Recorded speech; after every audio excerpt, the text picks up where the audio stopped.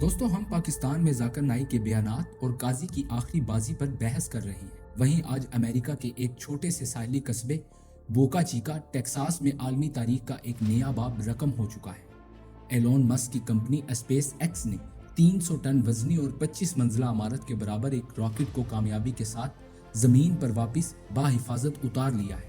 اس ایک کامیابی کے بعد سائنس اور معاشی ترقی کی رفتار اور سمت ڈرامائی طور پر بدل جائے گی، کیونکہ اب خلا میں انسان کا جانا تقریباً اتنا ہی آسان اور سستا ہو جائے گا جتنا ایک بر اعظم سے دوسرے بر اعظم تک کا سفر۔ یعنی انسان واقعی ستاروں پر کمان ڈالنے کے قریب ہے۔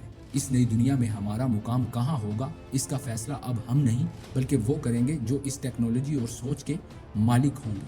کمزور اور نااہل انسانوں کے لیے شاید نو آبادیاتی دور کی طرح ایک اور دور غلامی کا آغاز ہونے والا ہے۔ یہ سب کچھ فوراً نہیں ہوگا، لیکن یہ ہونے والا ہے اور اسے ہم روک